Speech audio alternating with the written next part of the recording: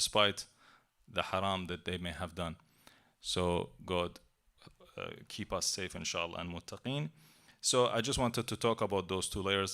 And there is another layer, and that's, you could say, when you ask God, when you read Quran, God guides you.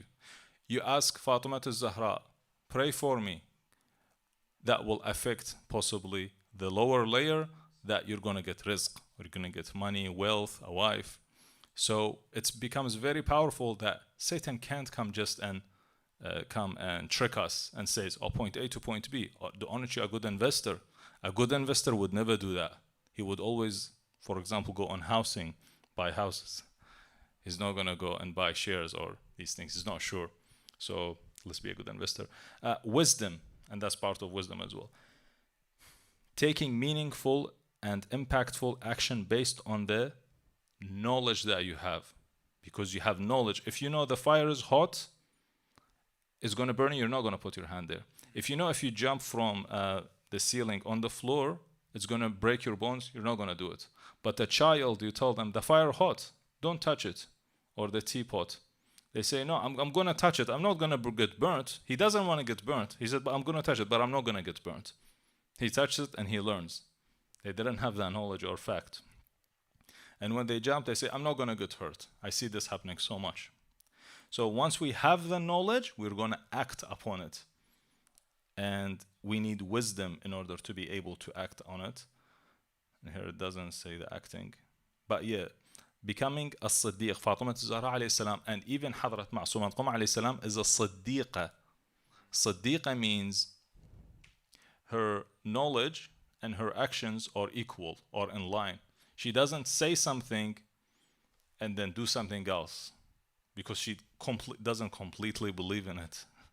So it becomes very important as a Muslim view to look at this triangle. Pyramid. This pyramid, sorry. I imagine it as a triangle sometimes. And one more thing, Imam al-Sadiq alayhi salam says, ليت السياط على رؤوس أصحابي ليتفقهوا في الحلال والحرام أو ليتفقهوا في دينهم. So I wish may the whips be on the heads of my Shia, not the close companions which are studying with him. I'm just reading the meaning of the hadith, but the Shia, so that they can at least understand what I'm teaching, what the Imam is teaching, what the Quran is saying. So may they be under that much pressure to go learn. So it is the responsibility of all of us to learn. One more thing, sorry I'm taking long. You have eyes, and with these eyes you can see. You have inner eyes called basira, eyes of the brain. Assalamu alaikum, brother.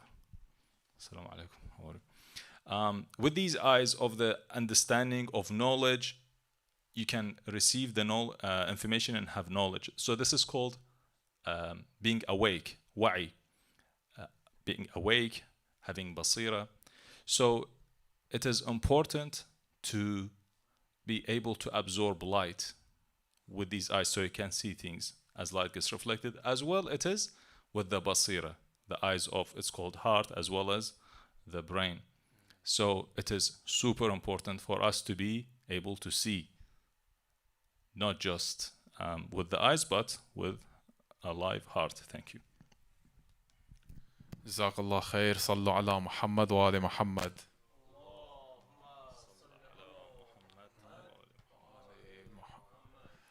Yeah, shukran, brother Saeed. Actually, one of the points you mentioned, it kind of caught my interest. It reminded me of something. When you know that an object is hot, you don't touch that object. Otherwise, it burns you, of course. Now, sometimes experience helps us in this regard. Sometimes we have to get burned. Sometimes we have to experience the lows in our life in order to realize how harmful it is for us. Sometimes a certain sin or a certain period or phase in our life, even though it's dark, even though it's sinful, even though it's dreadful or tragic, etc., it helps us rise up, it helps us climb up. And the Muslim Ummah itself needed that reawakening when it came to the sacrifice of Imam al-Hussein. It needed to go through the darkest of periods in order to rise up and experience the light. So, very beautiful point, alhamdulillah. Now, I want to mention a couple of sayings of the Holy Prophet, peace and blessings be upon him, when it came to the topic of knowledge and how this impacted Islamic society and the world really in the centuries that followed. The Holy Prophet said, for example, the ink of a scholar is holier than the blood of a martyr. The Holy Prophet said, seek knowledge, even if it is as far as China. The Holy Prophet said, there is no disease for which Allah has not made a cure. Now these kinds of sayings, especially the last one, it served as the foundation, as the basis for the advancement of Islamic medicine, which thrived in the centuries after the advent of Islam. You had some incredible individuals in the field of medicine in the Muslim world. You had the likes of, for example, Ibn Sina. I'm sure we've all heard of Ibn Sina. We had Ibn Rushd. In the English textbooks, they're called Avicenna and Averroes. Very famous. They're mentioned along the likes of Aristotle or Plato, the great Greek philosophers. You have, for example, Ibn Nafis. He discovered a pivotal concept in medicine. This is called pulmonary blood circulation of the heart. And this was in the 9th or 10th century AD of the Gregorian calendar. He discovered this concept. And in the Western world, this was discovered by an English physician by the name of William Harvey in the 16th century AD. So the Muslims discovered this 6 centuries earlier. And yet when you look at the Western textbooks in the university, it always, when it mentions this specific concept, pulmonary blood circulation of the heart, in the footnotes, it always links back to William Harvey. And there's a great gap when it comes to giving credit to the great Muslim philosophers and scholars and physicians of the past. But of course, that's another subject altogether. Nonetheless, the Holy Prophet, through his sayings, through his wisdom, through his teachings, he guided the world towards this advancement. And this is one of the reasons why we ultimately live in the society that we live in today. This is the impact of Islam. Those periods are called the Dark Ages, the medieval era, because in the Western world it was all dark, but in the Muslim world it was light. The societies thrived. And the Imams, peace and blessings be upon them themselves, they played a crucial role when it came to this.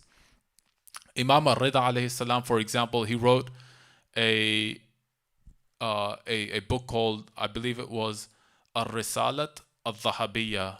It was said to be the most precious literature on Islamic medicine.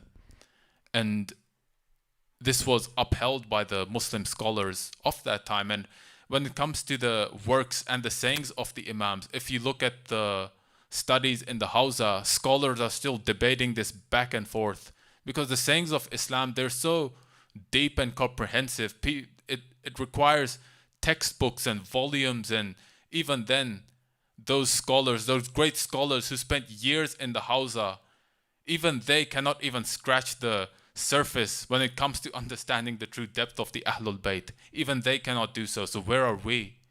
You know, this is the true depth of the Islamic knowledge. Now, inshallah, I'll go over a couple more sayings. First of all, there's a verse in the Holy Quran I mentioned earlier in Surah Al-Baqarah, chapter 2, verse 242. Allah says, كَذَلِكَ يُبَيِّنُ اللَّهُ لَكُمْ آيَاتِهِ لَعَلَّكُمْ تَعْقِلُونَ. That we have revealed this to the people so that you may understand, so that you may reason. Taqilun, it comes from the word aql. Aql means to reason, to understand. It means intellect. This is the core of the religion of Islam. Allah subhanahu wa ta'ala repeatedly uses the word لَعَلَّكُمْ تَتَفَكَّرُونَ. Things like this, you know. Tatafakkur, what does this mean? It means to contemplate, to reflect.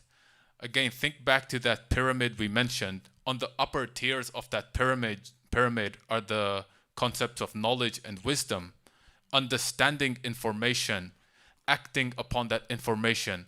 This requires reason and intellect. It requires the human being to reflect, to think, to contemplate. And these are again at the heart of the religion of Islam. And this is why when Islam is at its truest, when the individual, when the family, when the society, when the country adopts the religion of Islam in its true form, when it truly embodies and personifies its teachings, that's when it thrives. And the Muslim world today and the world at large, it's lacking in this true Islamic spirit. And with that knowledge also comes understanding of morality and universal human rights. And inshallah, we'll discuss this further as well. And just to finish off with a final saying, just to drive the point home, just to embolden the points that were made earlier, Imam Ali alayhi salam says in Bihar al-Anwar, he says, لا يستعان على الدهر إلا بالعقل, that nothing can withstand the changing times except for reason, because times change, societies evolve, the world, the cultures, the traditions, the foods, the languages, the accents, etc. They're not the same as they were 100 years ago or 200 years ago or even 20 years ago, for example. The world is rapidly changing, but the common denominator in all of this, Imam Ali is saying, is reason. Reason is what holds it all together. Intellect, aql. When we believe in Allah and the Holy Prophets, when we believe in the Quran, this belief cannot simply be said by the tongue. It has to be derived and understood through reason. That's when it truly enters the heart. That is when Allah subhanahu wa ta'ala is satisfied with our belief, when it enters the heart. And this is a journey for all of us, I'm sure. But inshallah, as we progress, as we learn, we can strengthen this Islamic knowledge and belief in our hearts, inshallah. And with that, I'd like to pass it back to my brother Saeed. Thank you once more. I know the brothers who have come here, I'm sure they have concerns about what's happening in the world right now. So if you have a concern or a question you want to share, please, we will be happy to hear it. And I'm very happy to respond. Even in the middle of as we talk, just raise your hand, please. There is a fictional story. Once upon a time, a sick person who needed a specialist doctor went to the doctor and he told him, I've asked around and they told me you're the best doctor for my disease. You're the best specialist. And I've come all the way for you. I'm paying this hefty amount of money to meet you.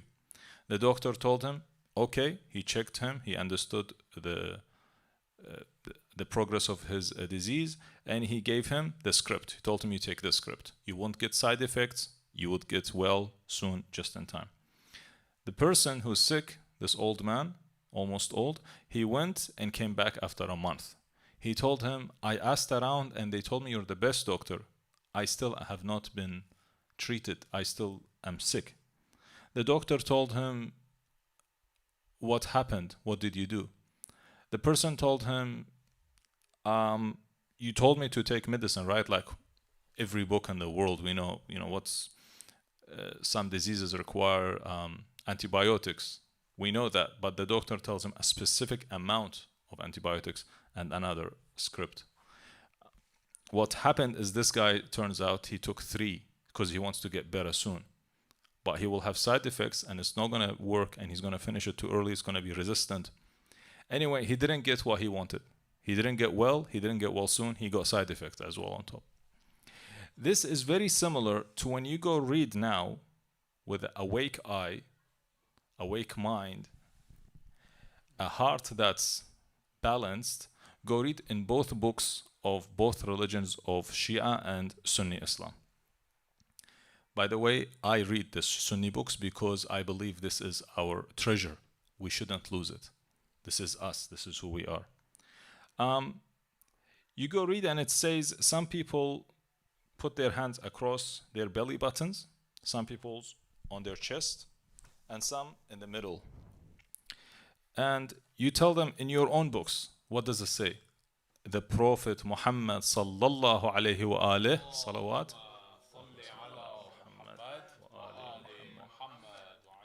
and his close companions, and this includes the Sahaba in his time, so including the first, second, third Khalifa, Imam Ali, all of them in his time would put their hands by the sides.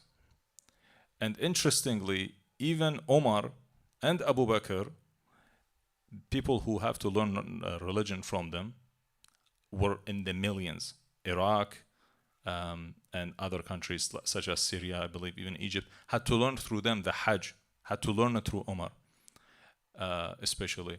They asked him, it's too hot, the ground is too hot. Can we get a bit of mud, put water in it and put it in the shade and somewhere on the shade to pray on? He says, yeah, that's okay, that's fine. Or he gave them the idea. So in his time, they were doing it on the actual sand. They were praying. Very interesting. So that's in the books. So then you ask, so just like this sick old man who wants to get better, he didn't follow the script well. And people, if they would have knowledge and look at it, then how do they expect to get thawab? I mean, you're changing it and you want thawab. It's like you have to take it easy. I mean, you have to follow the script exactly as it is. Everyone, yes, who follows the script gets better. But what if we don't follow it? Or what if you add more? You have to follow it exactly as it is. And yeah, unfortunately, both Shia and Sunni Islam, I can see that the scripts have changed a lot on varying. For example, some Sahaba in the time of the Prophet, when he said, okay, we will, in the Sulh al-Hudaybiyah, when the Kuffar were doing contracts with them, they told him, we don't want you to, do your, what is it called, the killing of the sheep after Hajj? Not aqiqah. Yeah, throating. Your sacrifices of animals.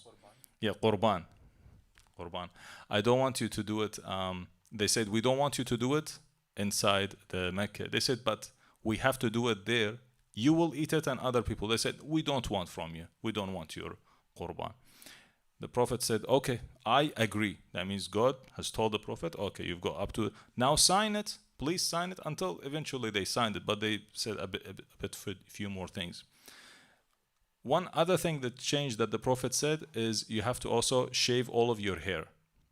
So this is from God, and that is a improvement of the Sharia law, also from God. The Prophet accepted what Quraysh told him.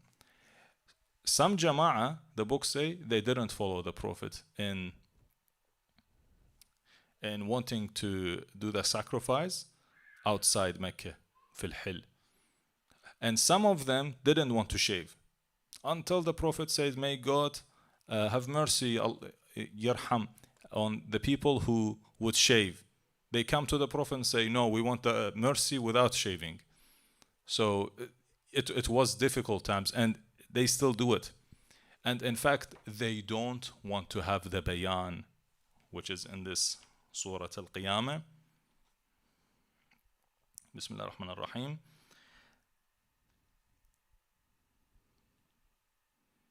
لا تحرك به لسانك لتعجل به.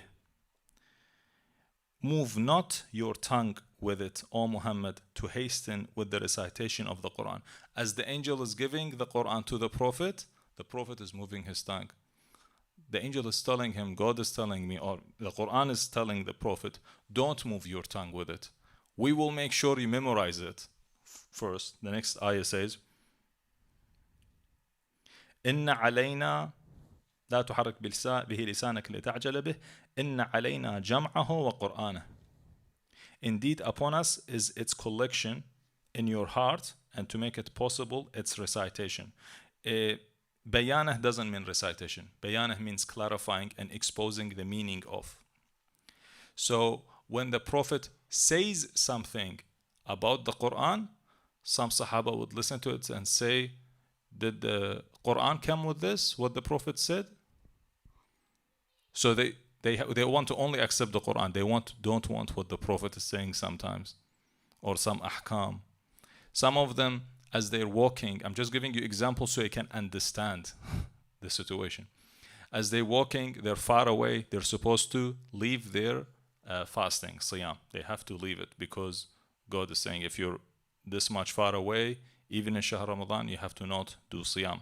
Some of them get tired and they're so thirsty and they're not eating because they don't break their siyam. They don't accept it, even though the Prophet told them. Why? Because that's what they think. No, it can't be. Come on, this is not true. It can't be true. Some Sahaba come and tells the Prophet, they are so hungry, poor people. They are so mujahideen. The Prophet is saying, what are you talking about? They're doing the haram. What do you mean mujahideen? What do you mean poor people? Tired.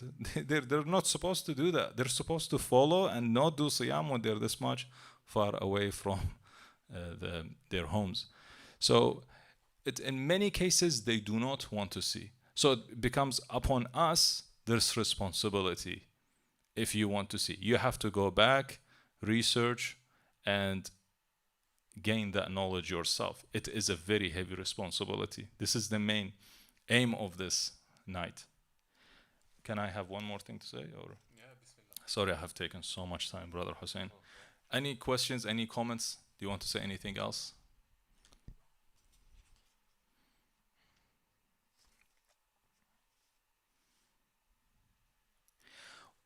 One example that the Quran has a clarification that's given to the Prophet, not in the Quran.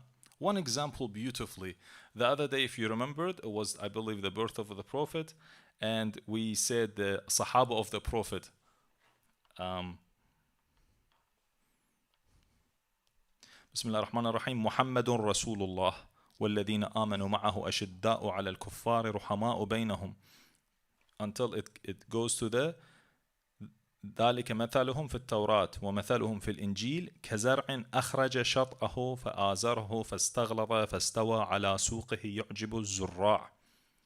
God has given an example in the Injil, and the example is saying the believers who are with Prophet Muhammad, they are like a plant that has a strong shot, protecting it, and it became stronger and is becoming more in its foundation. The people who plant it, the farmers, they love that. They say this is the best type. And the kafirun, the enemies of God, they become angry when they see that. In the Quran, God is talking about this verse, which is about a plant, is supposed to be the ones who are with Prophet Muhammad, Rasulullah, sallu ala Muhammad wa ala Muhammad. Allahumma salli ala Muhammad wa ala Muhammad. One more for the Sahaba of Rasulullah. Allahumma salli ala Muhammad wa ala Muhammad. So this verse is talking about the people who are with the Prophet. Who is going to tell us what this means? Only the Prophet of God. And in this case, the Quran has revealed to us the meaning. So when you read Surah Al-Shams, when you read Surah Al-Fajr, what are the 10 nights? Are the 10 nights of the Hajj or the 10 nights of the Imam Hussein? Which one are they? We have to go back and dig in the books and find it. And that's just one example of clarifying.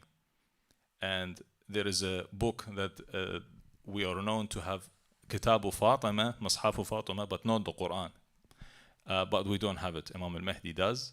And that is the bayan that God gave to the Prophet. The Prophet gave to Imam Ali, and under his eyes, Imam Ali wrote it in his handwriting. And that's the explanation of the Quran. And we believe it is saved with Imam al-Mahdi. And we are doing our best from the riwayat of Ahlul Bayt to understand what we can take. And thank you for listening.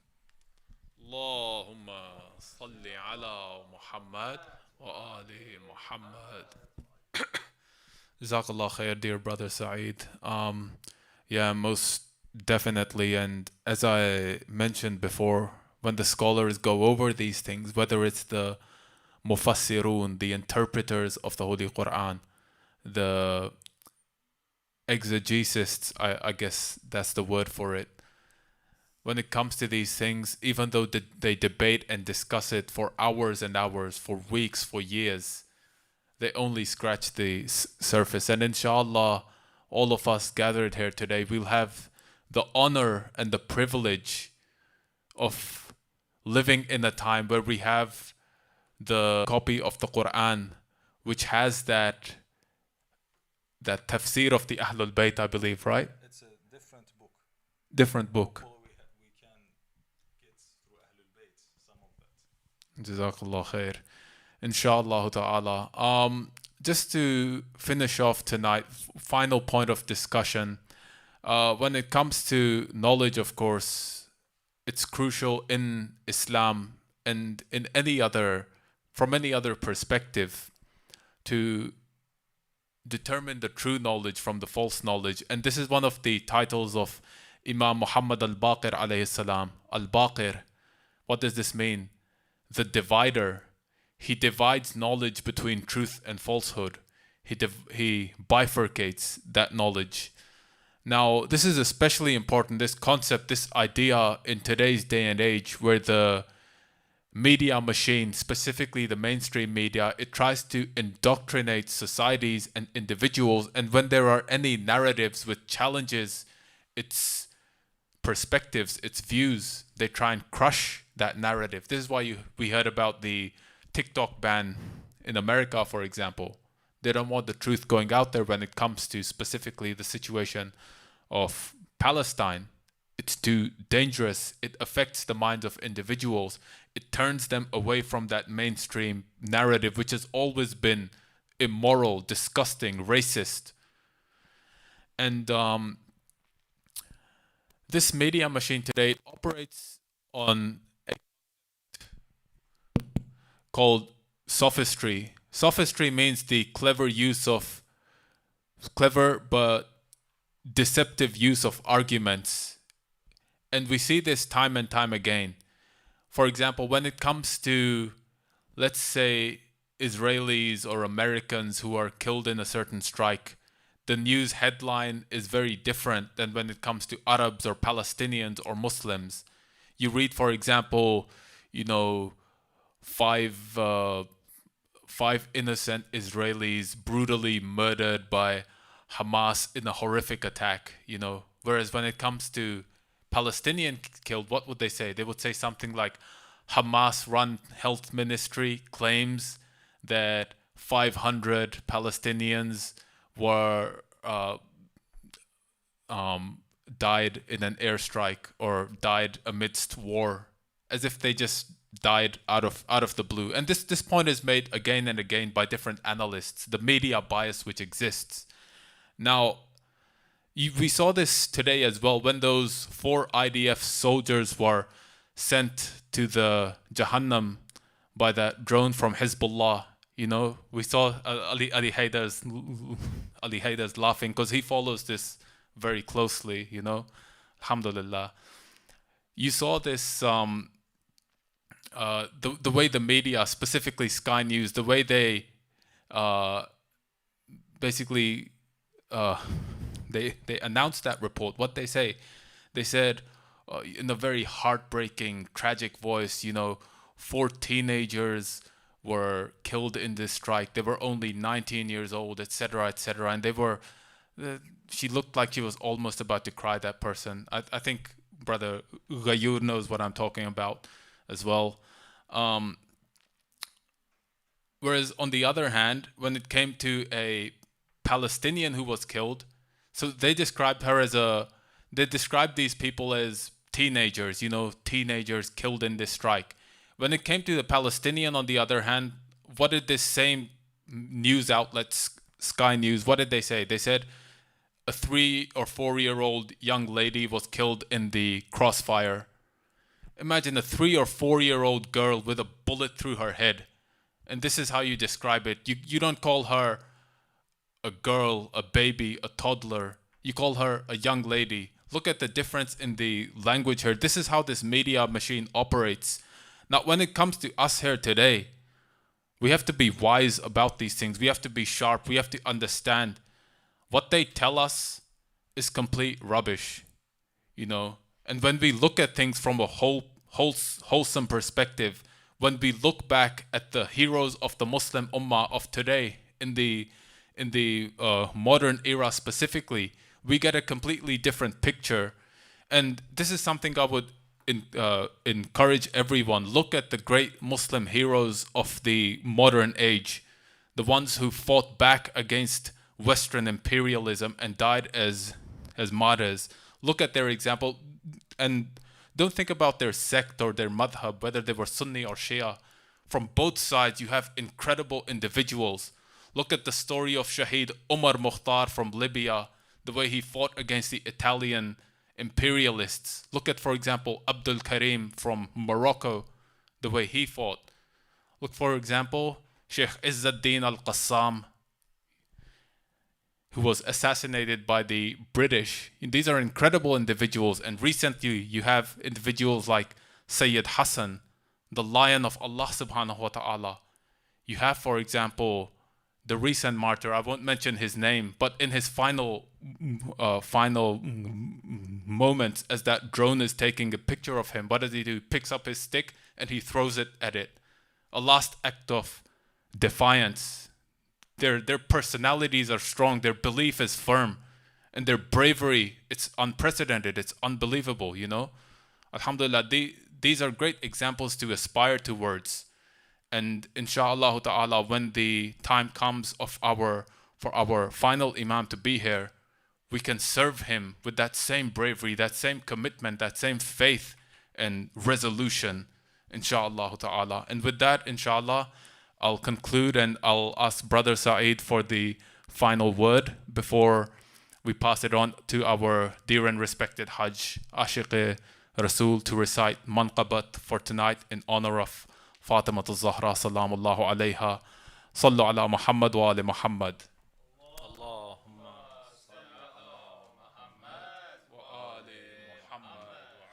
Again, the brothers, this is their opportunity to add a comment if they want. Anyone? You know, narrations, everybody says this narration is authentic, this narration is authentic. Well, when I see, look at the authors or the narration, it doesn't make sense or goes through Islamic values or rules. So what do you have to say about it? Which book?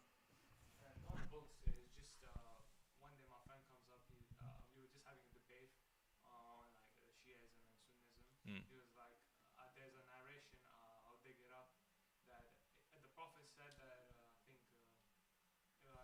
think Abu Umar or is it Abu Bakr, that if there was a Prophet after me, it would be you, Abu Bakr. It would be Umar. Oh, okay. It would be Umar. I've Umar. heard that narration. Yeah. So those are there is a lot of narrations, and the one who says if they are true or not, or you know what the word you used. What was the word you used? You said are they true or false? No. What's the word you used? Authentic. Authentic. You said. So authentic. That means someone we trusted has given the narration. So that's what authentic means. But if you go see what they say about this person, they say this, for example, this person has done so much bad things in his lives. He's killed so much people. He hates this person. He's unbalanced.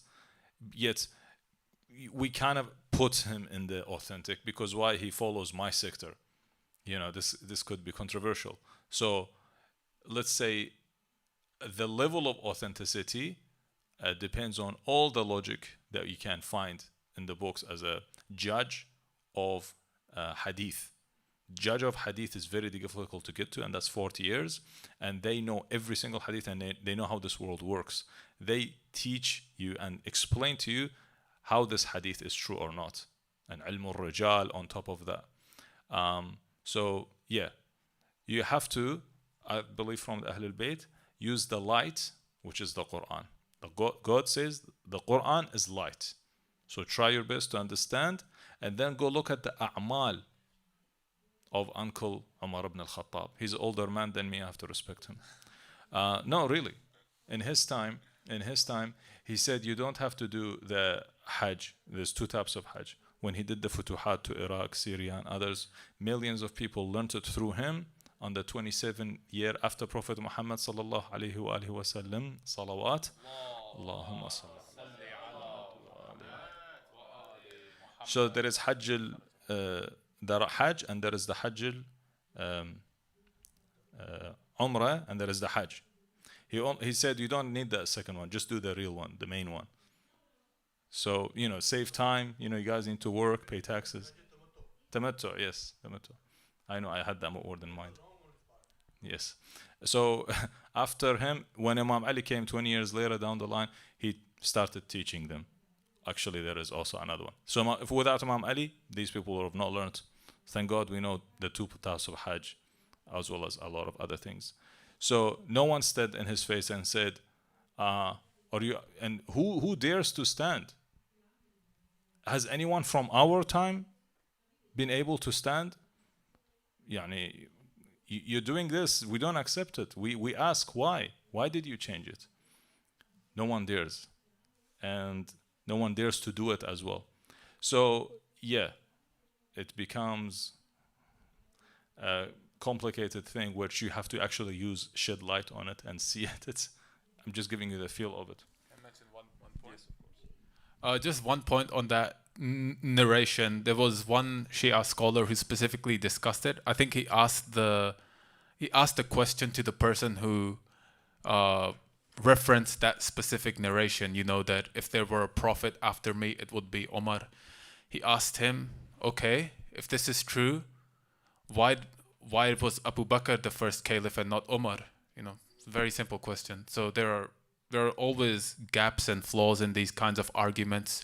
Nonetheless, I always make the point that now, today specifically, it's the time for the Muslims to unite together, because that was the ultimate cause of Amir al-Mu'mineen, peace and blessings be upon him. Even when he fought his enemies and his soldiers cursed the enemies, he says to them, do not curse them, rather pray that Allah brings unity between us and them.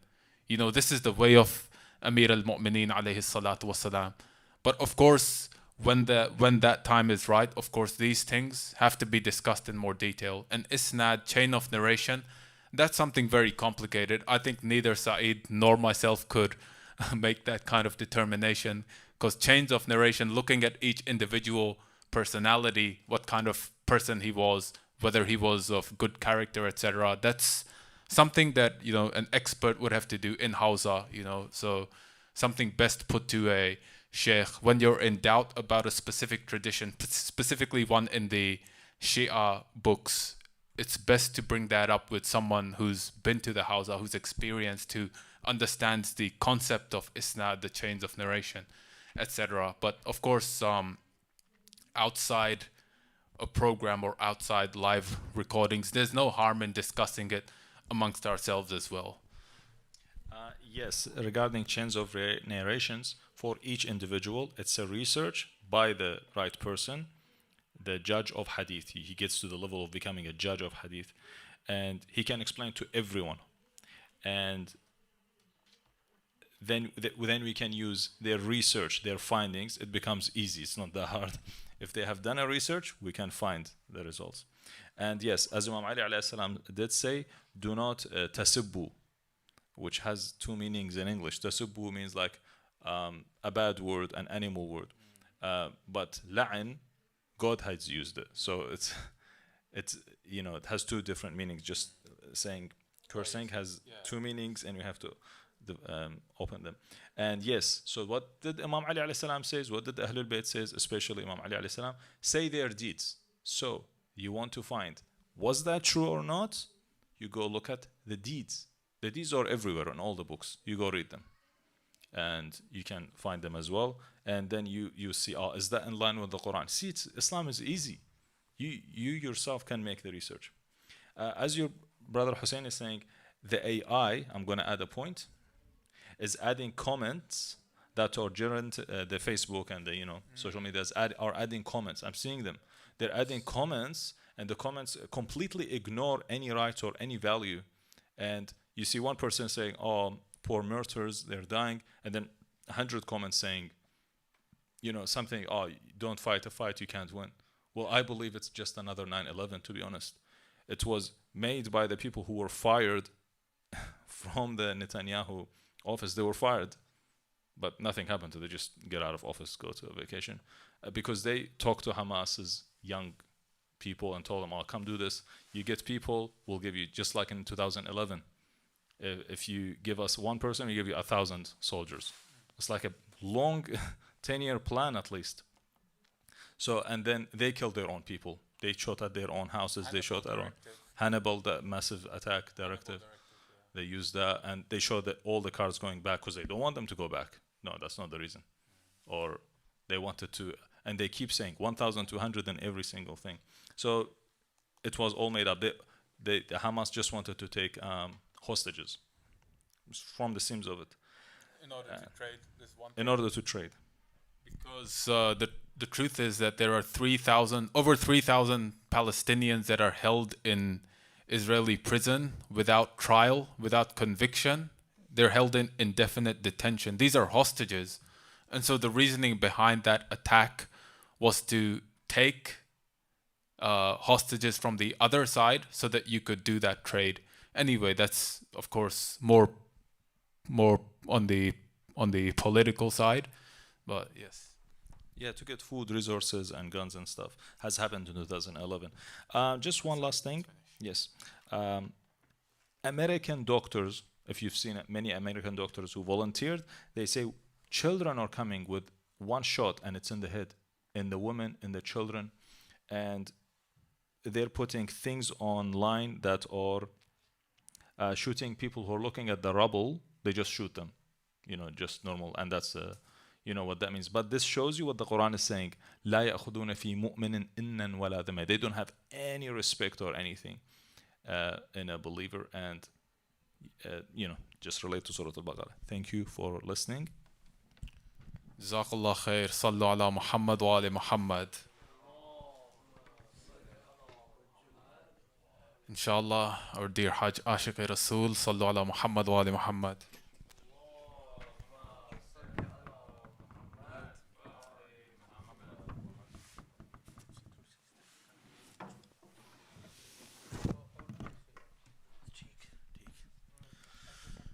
بر محمد وآل محمد صلوات.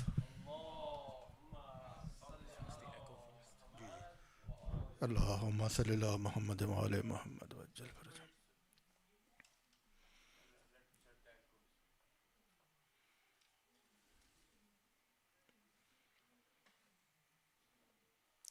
جزاک اللہ. بر محمد وآل محمد صلوات. اللهم صل على محمد وآل محمد. ٹھیک ہے. تو بڑی سخی ہے فاطمہ، تو بڑی سخی ہے فاطمہ، محسن علی ہے فاطمہ، تو بڑی سخی ہے فاطمہ، تو بڑی سخی ہے فاطمہ. اختیار کن کے باوجود، اختیار کن کے باوجود چکی پیستی ہے فاطمہ، چکی پیستی ہے فاطمہ. تو بڑی سخی ہے فاطمہ، تو بڑی سخی ہے فاطمہ. مصطفیٰ کو مانگنا پڑا، مصطفیٰ کو مانگنا پڑا، تب کہیں ملی ہے فاطمہ، تب کہیں ملی ہے فاطمہ. وقت کے امام کے لیے، وقت کے امام کے لیے آگ پر چلی ہے فاطمہ، آگ پر چلی ہے فاطمہ. کیسے جائے گا جنت میں شیخ،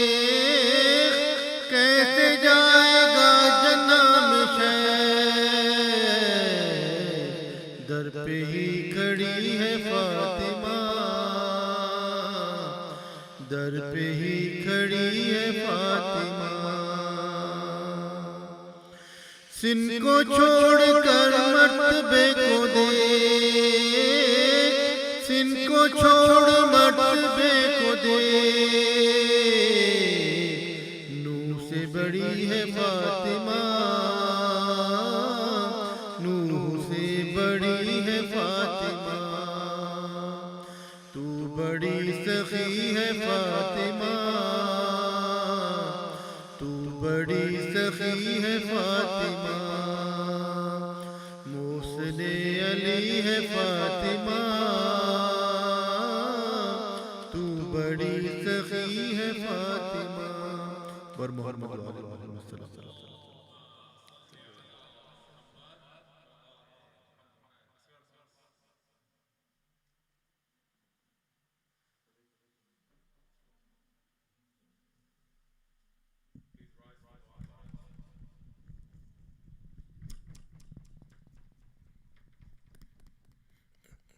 بسم اللہ الرحمن الرحیم اللہم کل ولیک حجت ابن الحسن صلواتک علیہ وعلی آبائہ فی ہذہ الساعة وفی کل ساعة ولیاً وحافظا وقائدا وناصرا ودليلا وأينا حتى تسكنه أرزك توا وتمتعه فيها طويلا برحمتك يا